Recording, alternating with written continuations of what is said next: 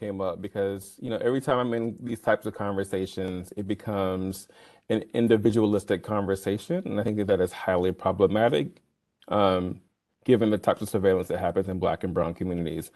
I want to raise a point that I raised earlier is around the interpretability of these types of posts and this idea that what you see is what you get. And I think that that is highly controversial and highly subjective.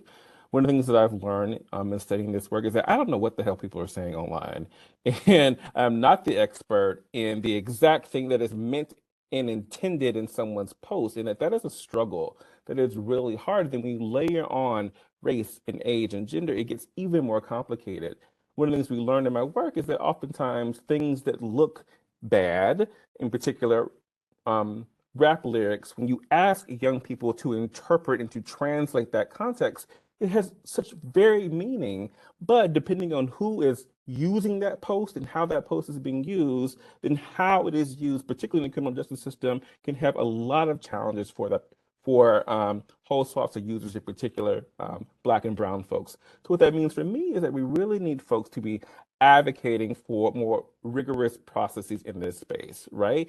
And um, we just don't have it happening a lot. We need deeper advocacy in this space. And for the music companies, a lot of young people are trying to get the attention of the music company because they're promised a particular life on a particular way of being, and yet they're pushing and motivating and exciting particular ways of speaking that may not have deeper meaning beyond what someone is saying, but yet we don't have that additional layer to say maybe this isn't maybe this isn't exactly what we think it means. We don't have that additional layer. We really have to get more rigorous processes in this space as well. I think with the music industry, it goes back to what we were saying about social media. It's a business. So the music industry right now, it's one more time. I'm sorry. So the music industry right now is allowing, and I'm just speaking for the youth right now. So it's allowing the youth, they telling the youth, like, listen, so if you can catch a murder, and it's real, if you can catch a murder, if you in a gang, if you promoting certain violence, listen, we have around $500,000. You can sign off right now for 500K. These are young individuals that's coming from the bottom, the struggle. They are going to sign that paperwork off without even reading what comes with it. And they're going to continue to do what was asked, which is push and promote violence. So the business part, we probably, it's going to be a little hard to get to that. But like I said, like with the music, we just need to we need to start implementing more programs in the communities for the youth to understand what music actually does to you as an individual and to your community. The power of words coming out your mouth, what it actually does and what it can actually do to your future. So we need to start opening up more classes and more programs that allow more understanding, because you got a 14, 15-year-old mentally, he's not even ready to even sign a contract.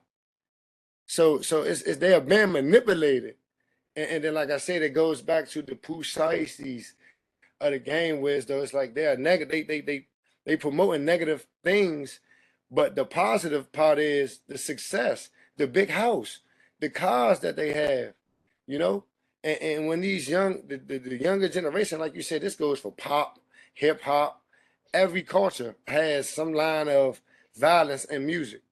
So we just need to start with the programming, because we can't stop the business aspect. These people sit at these tables for years and go over how they're going to operate their own business. So the social media, Instagram, the music industry, these labels, they sit at these tables and actually strategize these things.